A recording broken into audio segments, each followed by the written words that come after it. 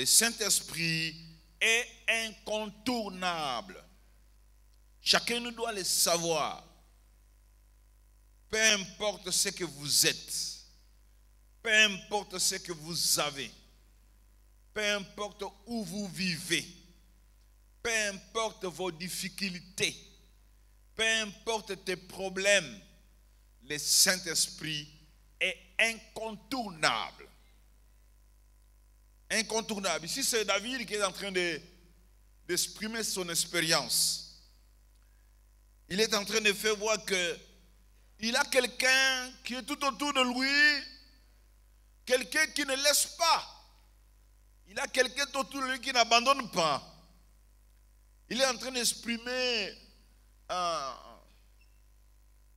sa reconnaissance, de voir que tout autour de lui, il y a quelqu'un.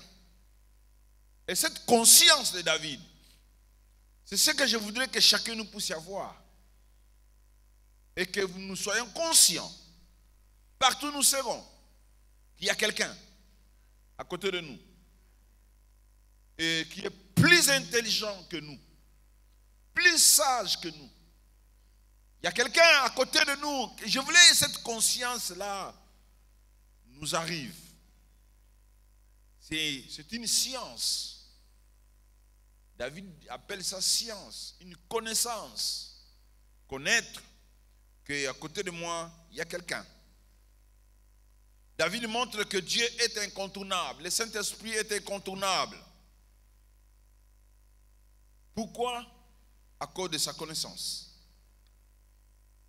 Je parlerai sur le Saint-Esprit qui est incontournable, à cause de sa connaissance. Et si nous aurons le temps, nous allons parler que le Saint-Esprit est incontournable parce qu'il lit chaque pensée. Et nous allons clôturer, le Saint-Esprit est incontournable puisque il est à chaque situation d'un homme. Donc, le Saint-Esprit est incontournable parce que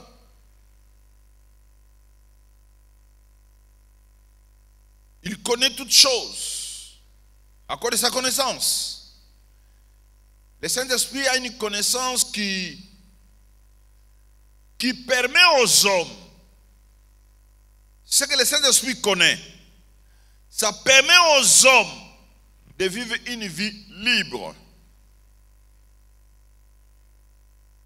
Ça permet aux hommes, aux humains, à ceux qui vont croire en lui, de comprendre sa présence. C'est une présence qui perce la vie d'un homme. Une présence qui permet à l'homme d'expérimenter comme David. David a expérimenté de grandes choses, à tel point la révérence à la prière arrive à la personne qui est conscient que le Saint-Esprit est avec lui. La révérence, vous aurez vraiment la révérence de Dieu. Et le respect vous arrivera. Vous serez envahi par le respect de Dieu dans votre vie. Vous serez envahi par la piété de Dieu dans votre vie. Ces choses n'arrivent pas comme ça. La révérence, la piété, le respect de Dieu, ça ne peut pas arriver dans la vie d'une personne comme ça. Ça vient que par la connaissance du Saint-Esprit. Et c'est une connaissance qui nous dépasse. Dans l'esprit humain, nous, vous et moi, nous sommes un esprit. Vous êtes un esprit. Moi, je suis un esprit. Vous êtes un esprit. Vous habitez dans un corps. Et vous possédez une âme. Vous êtes un esprit qui habite dans un corps et qui possède une âme. Les esprits humains qui vont s'attacher au Saint-Esprit auront cette connaissance. Les esprits humains qui ne veulent pas du Saint-Esprit n'auront pas la révérence de Dieu, n'auront pas le respect de Dieu, n'auront pas la piété des choses de Dieu, des hommes de Dieu et de Dieu lui-même. Ça ne vient pas par la science humaine.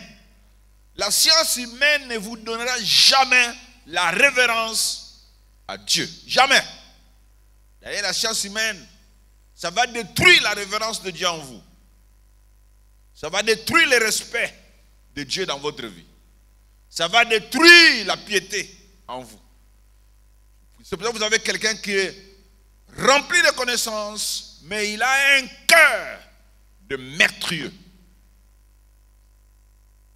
Quelqu'un plein d'intelligence, avec des diplômes, mais il a un cœur qui haïsse les autres. Diplômé, docteur en, enseignant, mais son cœur est rempli de pensées criminelles. Pourquoi? Parce que il n'a pas permis que Dieu, le Saint-Esprit, touche son esprit. La connaissance humaine que nous recevons à l'université par-ci par-là, que personne ne vous trompe, ne change pas le cœur. Ça développe que l'âme, les émotions, l'intelligence et la volonté. Mais le Saint-Esprit, si vous le connaissez, il va vous donner la révérence, la piété, la crainte de Dieu, les bénédictions spirituelles et matérielles aussi. Si vous permettez que votre esprit humain que vous êtes entre en contact avec l'Esprit de Dieu. David dit, écoutez sa connaissance. David dit dans le verset 1, le Saint-Esprit sonde et connaît. Il sonde tout. Il connaît David et il sonde David. Et il dit dans le verset 2, tu sais quand je m'assieds, quand je me lève. Quelle est cette science humaine qui peut connaître quelqu'un quand il s'assied? Qui peut connaître quelqu'un quand il se lève? Quelle est cette science? Quelle est cette connaissance qui peut arriver à ce niveau-là? David dit, tu comprends très bien ma pensée. Tu connais bien mes pensées. Il n'y a pas une science humaine capable de lire les pensées de l'autre, sinon que le Saint-Esprit. Voilà pourquoi je vous dis, il est incontournable. Si on lisait les pensées des autres, on n'allait pas voir des tribunaux. On n'allait pas voir les avocats, les magistrats, non. Parce que là, on lit les pensées. On connaît ce qu'ils pensent. On dit, toi, tu penses à ça, ça, ça, ça. Mais puisqu'on ne connaît pas, on nous amène devant le tribunal pour que quelqu'un puisse dire des choses qu'il connaît. Et puis les magistrats, bon, peut dire la vérité selon ses sentiments. Mais la connaissance du Saint-Esprit, c'est une connaissance merveilleuse. C'est une science formidable. C'est une science très élevée. C'est une science que vous et moi devons connaître. Une connaissance merveilleuse. David dit, le Saint-Esprit creuse le cœur de l'homme. Il creuse. Il sonde. Il comprend bien le cœur de l'homme. Le Saint-Esprit, quand il vient à nous, il connaît même les actions, les choses qui sont dans notre subconscient. Il communique avec un homme jusqu'à ce niveau-là de la subconscience. Quand le Saint-Esprit vient à nous, il nous permet de renverser les raisonnements. Les raisonnements humains, les raisonnements sataniques, les raisonnements diaboliques, les raisonnements qui ne tiennent pas debout. Vous serez capable de renverser ces raisonnements. Quand vous serez face à de tels raisonnements, et capable de détruire les conseils qui seront contre la connaissance de Dieu.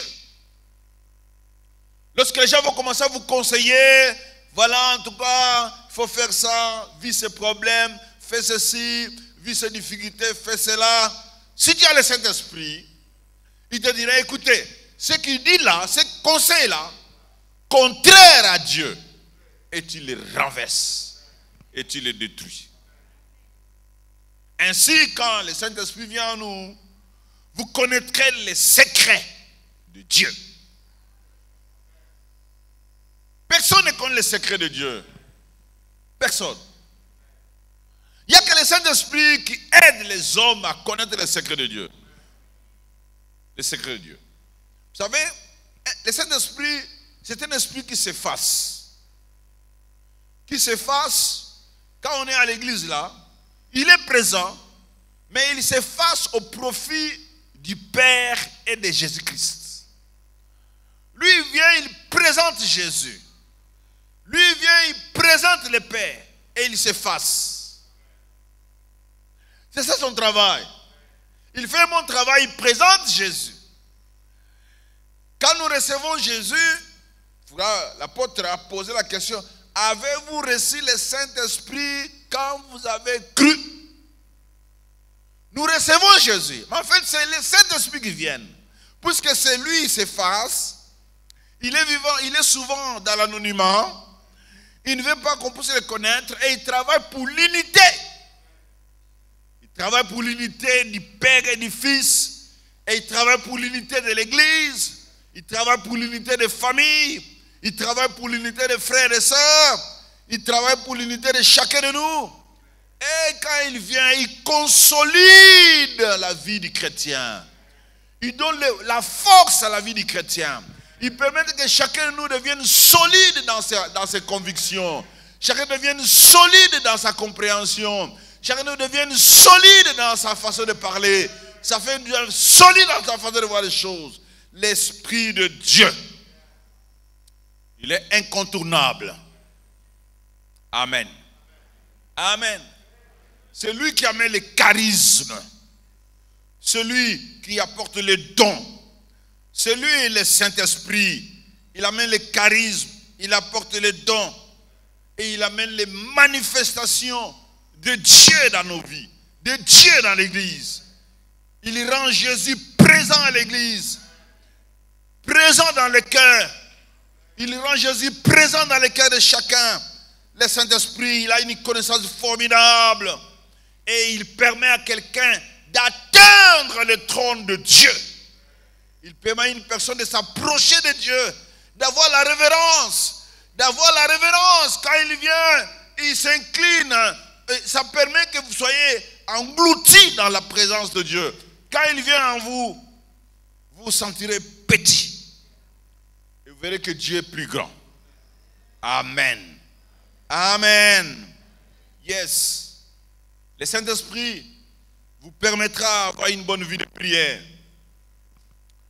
Il aide les amis. Quand on devient ami du Saint-Esprit, il va commencer à vous aider.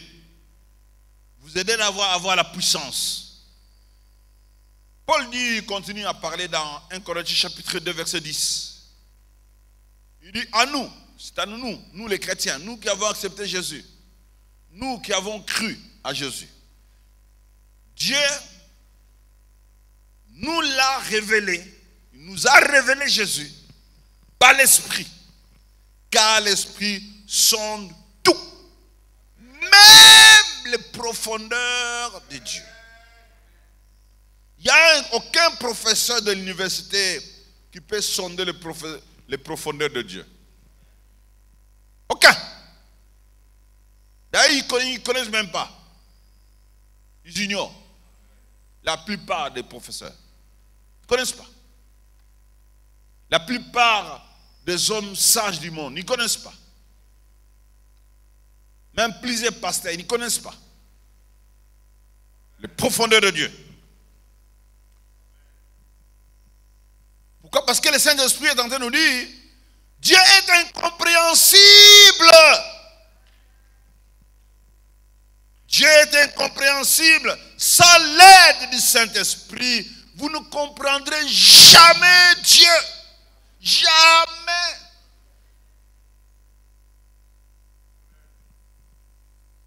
Sans l'aide du Saint-Esprit, vous ne connaîtrez jamais les possibilités de Dieu.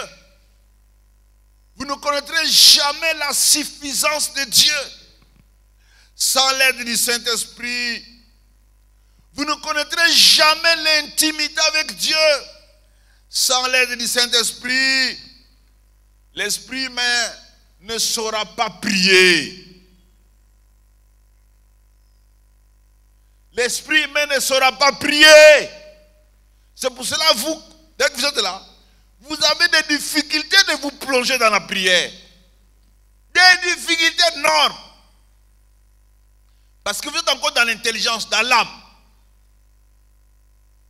Vous réfléchissez dans l'âme. Dans votre âme, il y a la volonté, il y a l'intelligence et tes émotions. Tu es encore là. Pourtant, le Saint-Esprit ne vient pas dans l'âme. Le Saint-Esprit vient dans l'esprit humain. Il vient toucher l'intuition. Il vient toucher la communion. Il vient toucher votre relation avec Dieu. Et si vous voulez prier avec votre intelligence humaine, vous serez bloqué. Stoppez. Vous n'irez pas loin. Des simples paroles, alors, Dieu merci, je te bénis, tu es puissant, amen, au nom de Jésus, amen. Tu es essoufflé. Mais quand tu es en train de te chamailler là, les mots que tu sortes quand tu te chamailles, il y a toujours des mots. Parce que là, c'est l'âme qui parle. Mais quand l'esprit parle, tu n'as plus de mots. Voilà pourquoi l'aide du Saint-Esprit. Saint-Esprit, merci. Merci Saint-Esprit. Amen. Donc quand il vient, il nous aide à prier, il nous aide à avoir la révérence, j'ai dit le respect, la piété, la soumission. Parce que c'est un enseignant, le Saint-Esprit. Il a la charge de nous enseigner. Il a la charge de nous conduire dans toute la vérité. Et nous sommes à une époque, une période du Saint-Esprit. C'est lui qui est à la gestion de la rédemption, à la gestion du salut. Jésus est venu, il a apporté le salut, il a apporté la rédemption et il a laissé le Saint-Esprit pour distribuer ce salut à quiconque qui croira. Quelqu'un m'entend pour dire amen? Jésus a travaillé, il a fait l'œuvre, il a apporté le salut. Maintenant le Saint-Esprit, c'est lui qui donne à chacun de nous le salut que Jésus a pourvu sur la croix. Alors si tu n'aimes pas le Saint-Esprit, écoutez-moi te dire, les distributeurs de dons, les distributeurs de salut, les distributeurs de bénédictions de Dieu, les distributeurs de ce que Dieu pense faire pour vous, ils s'appellent les Saint-Esprit. Alléluia. Amen. C'est une époque du Saint-Esprit. Cette période, jusqu'à ce que Jésus va venir, c'est cette période où le Saint-Esprit est à la direction de toutes les bénédictions de Dieu pour son peuple. Donc si vous voulez marcher avec lui, c'est lui qui va commencer à vous distribuer ce que Dieu pense pour vous. Amen.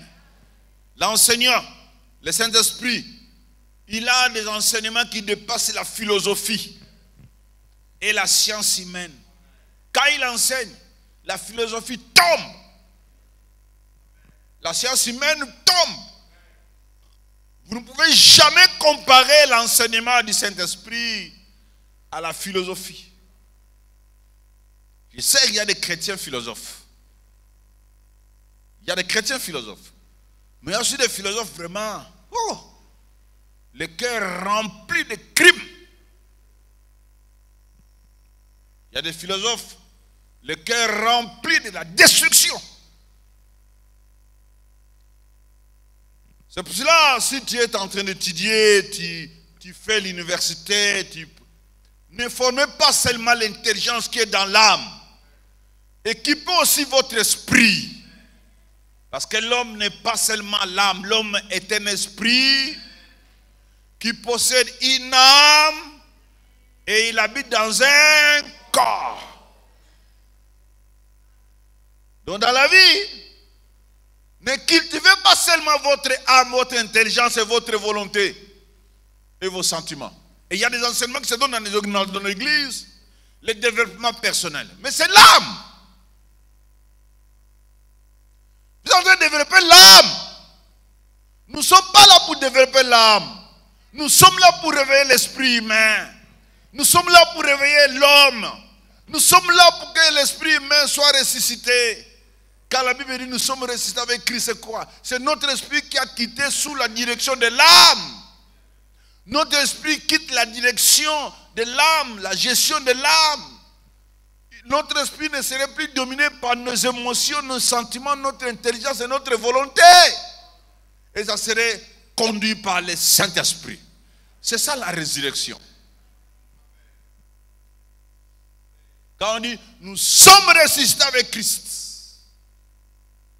et nous sommes morts avec Christ, c'est-à-dire notre esprit n'est plus sous la gestion des émotions. Notre esprit n'est plus sous la gestion de l'intelligence humaine. Notre esprit n'est plus sous la gestion de notre volonté. C'est pour ça que Jésus dit, c'est lui qui fera la volonté de Dieu. Parce que moi j'ai ma volonté, Dieu aussi sa volonté. Donc ma volonté et la volonté de Dieu vont se battre. Si je ne fais pas la volonté de Dieu, je ferai ma propre volonté qui est dans mon âme. Et la volonté de Dieu peut être exécutée que si le Saint-Esprit vous aide. Le Saint-Esprit est incontournable puisque c'est lui qui lit chaque pensée. La pensée de Dieu et la pensée des hommes. Où irai-je loin de ton esprit? Où fuirai-je loin de ta face? Pourquoi le psalmiste est en train de poser des questions comme ça? Il pose des questions parce que les gens font ça. Les gens ont la possibilité de fuir l'Esprit de Dieu. Les gens ont tendance de fuir le Saint-Esprit. Ils ont cette tendance que vous les fuyez. Laisse-moi te dire, nous avons un aîné qui dit ceci. Où irai-je loin de ton esprit? Donc tu te trompes. En te disant que moi je peux fuir le Saint-Esprit, moi je peux vivre sans l'Esprit de Dieu, tu te trompes. Quelqu'un a déjà expérimenté ça. Il a pensé faire ça. Il a pensé fuir l'Esprit de Dieu. Mais il s'est rendu compte qu'on l'a rattrapé. Tu seras rattrapé. J'ai dit à quelqu'un, tu seras rattrapé. On va te faire revenir. Peu importe ce que tu penses faire. Oh, moi je vais fuir Dieu. Moi je ne veux pas du Seigneur. Moi je ne veux pas de Dieu. Je vais aller loin de Dieu. Oso comico, ça tu te trompes. Dieu te rattrapera. Parce que nous prions pour toi. Amen. Chers parents, priez pour vos enfants. Dieu va les rattraper. Priez pour ton mari. Dieu va les rattraper. Il pense qu'il va fuir Dieu. Ah, le mari, mon mari, ne pense pas que tu fuiras Dieu. Le Saint-Esprit va te rattraper. Un jour, il va revenir. Quelqu'un m'entend pour dire Amen? Un jour, il se rendra compte qu'il est à côté de Dieu, il est soumis au Seigneur. Les gens ont cette possibilité-là. Ils pensent fuir Dieu. À plusieurs pensent fuir Dieu. Je ne sais pas, vous aussi. Vous pensez fuir Dieu. Moi, je n'ai pas besoin de Dieu. Il va te rattraper. Dieu, même si pas aujourd'hui, même au dernier jour, avant de mourir, il va te rattraper. Il va mettre des stratégies en place pour qu'il te rattrape. Il y a beaucoup de frères parmi nous, leur bénédiction tarde encore parce qu'ils ont tendance de fuir Dieu. Et Dieu connaît. Il sait que toi tu fuiras. Dès que tu as un bon salaire, tu vas fuir l'église. Dès que tu as un bon salaire, tu vas prendre 2, 3 femmes. Il dit, bon, je vais t'arrêter là. Il ne faut pas qu'on te donne plus.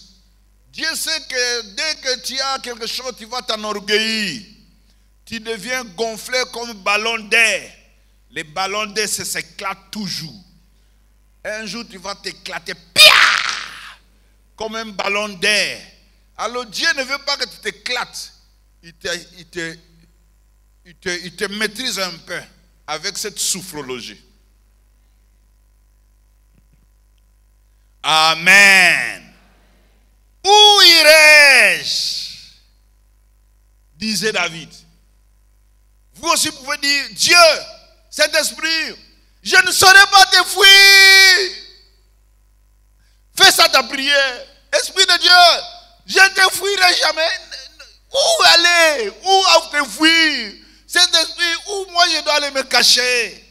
Quelqu'un m'entend pour acclamer le Seigneur? Il n'y a pas un endroit. Acclame Dieu, acclame Dieu. Acclame Dieu, acclame Dieu. Acclame Dieu. Alléluia.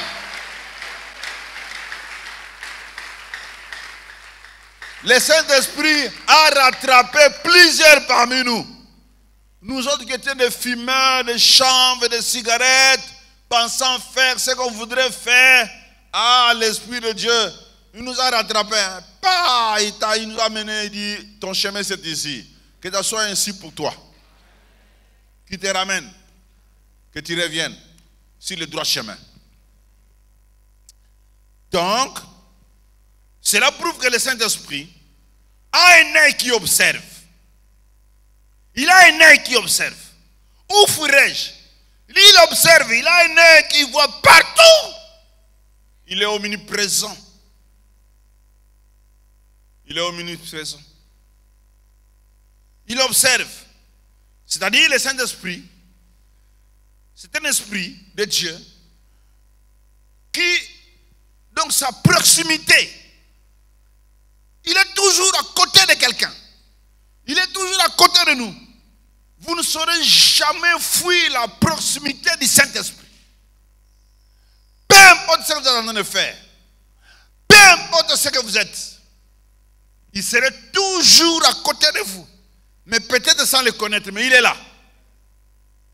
Votre esprit humain devait être si proche du Saint-Esprit, frère, que votre âme est aussi proche de votre corps.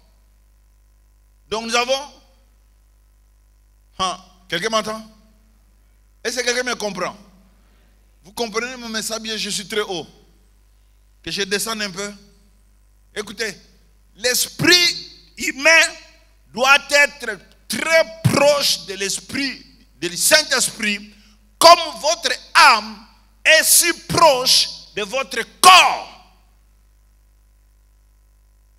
Parce que le corps humain, c'est un instrument. Un instrument entre les mains de l'âme, de l'intelligence, de la volonté et du sentiment. Le corps humain subit. Le corps humain souvent est victime de ce que votre âme cherche à faire. Et si l'âme désire quelque chose, utilise le corps. Alors, si ton esprit est éveillé, si ton esprit est ressuscité, si ton esprit a reçu une nouvelle vie, si ton esprit est en contact avec le Saint-Esprit, c'est ton esprit humain en connexion avec le Saint-Esprit qui va commencer à gérer le corps. Et le corps deviendra le temple du Saint-Esprit. Et le corps deviendra instrument de Dieu. Le corps ne sera plus instrument des sentiments, de la volonté et de l'intelligence humaine. Ça serait instrument du Saint-Esprit.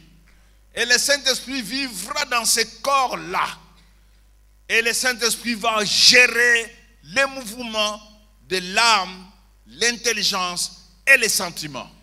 C'est pour cela laissez le Saint-Esprit ressusciter votre esprit humain. Quelqu'un m'entend pour dire un grand amen? Yes. Voilà pourquoi votre présence doit être toujours à côté de la présence du Saint-Esprit. Voilà pourquoi je demande que le Saint-Esprit puisse mouvoir dans tes entrailles. Que le Saint-Esprit puisse mouvoir dans tes moelles du cœur. Que le Saint-Esprit remplisse les espaces de ta vie. Où fuirai-je? Quel espace où vous serez que le Saint-Esprit ne saura pas voir? Dans quel espace? Nous avons des amis parmi nous ici, tels que vous qui me regardez. Vous pensez que dans tel espace, le Saint-Esprit ne peut pas me voir. Dans tel espace, le Saint-Esprit ne saura pas me voir. Si je m'en vais dans tel espace, dans telle place, si j'entre dans cet hôtel-là, le Saint-Esprit ne me verra pas. Si j'entre dans ce bistrot-là, le Saint-Esprit ne me verra pas. Si je m'en vais derrière sous l'arbre, le Saint-Esprit ne me verra pas. Quel espace où le Saint-Esprit ne saura pas te voir? Montre-moi cet espace. Il n'y en a pas. Il n'y en a pas. Lui, il voit tout. Et il connaît tout. Et il perce les endroits. Même dans sous terre, il perce. Il voit les fourmis noires enterrées dans les goudrons noirs, sous la terre noire. Le Saint-Esprit verra ces fourmis-là. Dans quel est l'espace où vous vous cachez? Je sais que tu te caches quelque part. Tu dis, bon, ici le Saint-Esprit ne me verra pas. Je t'informe que lui, il voit partout. Il n'y a pas d'espace où lui ne peut pas voir. Ne te cache pas. Tu n'as même pas. Tu vas te tromper en train de te cacher. Oh non, ici on ne me verra pas. Oui, les frères humains ne te verront pas. Les passés ne te verront pas. Les amis, ta femme, ton mari, tes frères, ton mari, tes frères, tes soeurs ne te verront pas. Mais il y a quelqu'un qui te verra. Il s'appelle le Saint-Esprit. Acclame le Seigneur.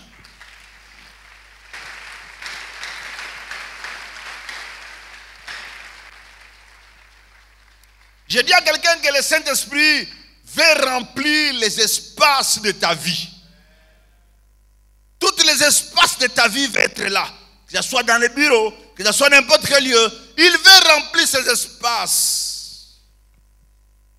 Il veut remplir ces espaces. Sa présence sur la terre est là. Sa présence dans les croyants est là. Sa présence dans l'enfer. Là, c'est ça le trouble. Sa présence dans l'enfer.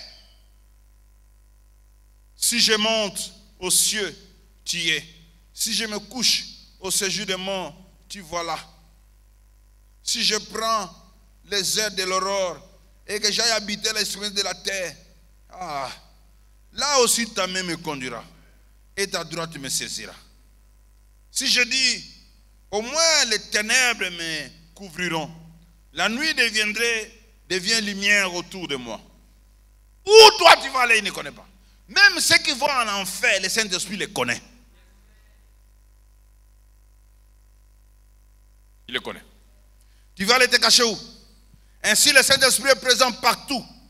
Et les ténèbres ne sont pas cachées devant lui.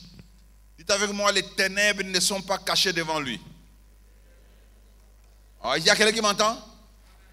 Je disais quoi? Et tu peux dire ça à haute voix. Très bien. Les ténèbres ne sont pas cachées devant lui. Je vais courir vite le temps, parler du troisième point. Le Saint-Esprit est présent dans toute période de confusion. Même dans les moments difficiles, il est là. Si je monte au ciel, tu es là. Si je me couche au séjour des morts, tu vois là. Il y a des frères qui sont comme ça. Ils veulent mettre leur lit dans le séjour des morts. Ils veulent mettre leur lit dans les endroits qui détruira leur vie. Ils veulent poser des actes qui vont les apporter la destruction. Il y a des bien-aimés qui prennent des risques. Les risques de faire des actions qui vont leur apporter des difficultés dans la vie. Tu ne sais pas que ce que tu fais, ça va t'apporter des difficultés.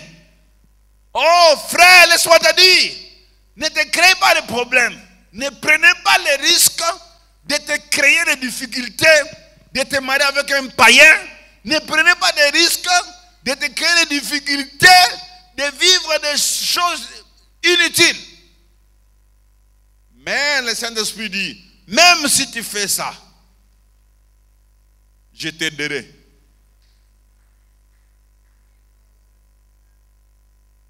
Même si tu continues à coucher avec les maris d'autrui, je t'aiderai. Même si tu es en difficulté de maladie, je te soutiendrai.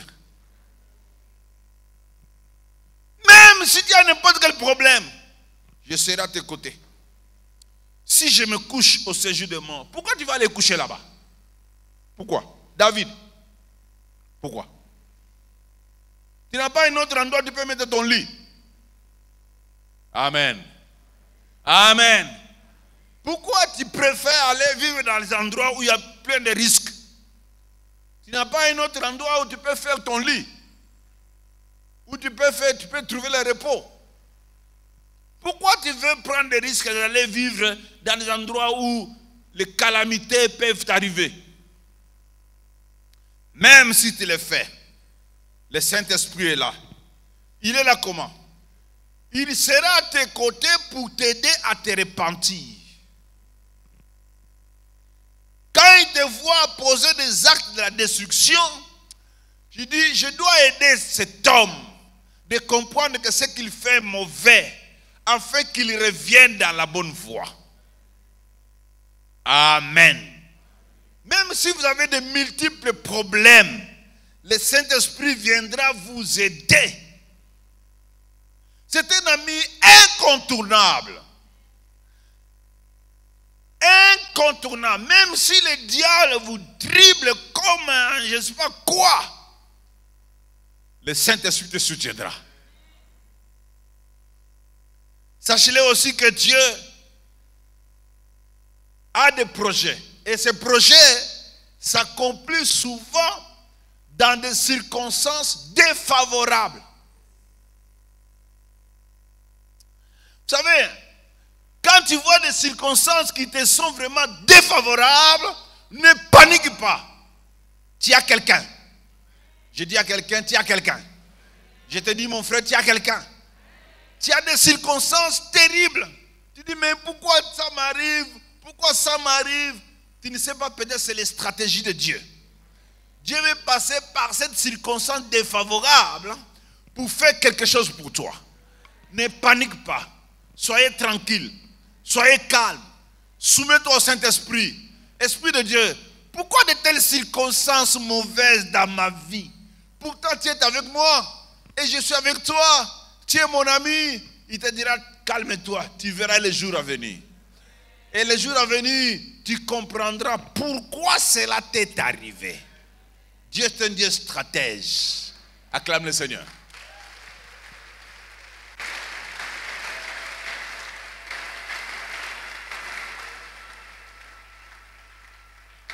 Donc le plus grand problème, c'est nous. Nous avons le Saint-Esprit. Ne pense pas que Dieu t'a dit tu vivras une vie sans souffrance. Non. Non. Jésus n'est pas venu pour que tu vives une vie sans difficulté. Non.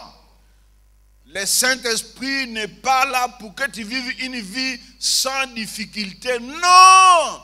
Les difficultés t'arriveront. Tu auras des difficultés dans la vie. Tu auras des problèmes dans la vie. Mais il y a quelque chose de merveilleux. Puisque tu connais Jésus, le Saint-Esprit viendra t'aider dans ces difficultés-là pour que tu t'en sortes. quand tu traverserais les vallées de l'ombre et de la mort, je serai avec toi. Ah, mais c'est compliqué. Mais c'est compliqué. Tu seras avec moi. Dans les vallées de l'homme de la mort, tu seras avec moi. Donc nous deux, nous allons entrer dans les vallées. Il dit oui. Nous entrerons nous deux. Et nous sortirons nous deux. Amen. Alléluia. Donc quand tu entres dans des choses difficiles, tu as quelqu'un qui est à côté de toi. Il dit, je suis avec toi dans ces difficultés ici. Tu n'es pas seul. Tu pleures, pleure, pas de problème. Tu cries, crie, c'est bon. Oh Seigneur, je souffre. Oui, c'est bon, c'est la sophrologie, mais il est là. Il dit, je ne t'abandonne pas dans ces difficultés. Mais le plus grand problème, tu t'en sortiras.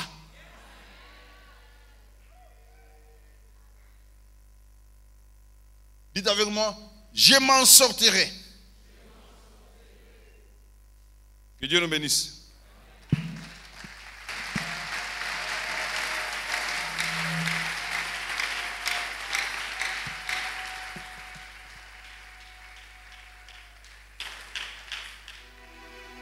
Dieu notre Père, nous te disons merci.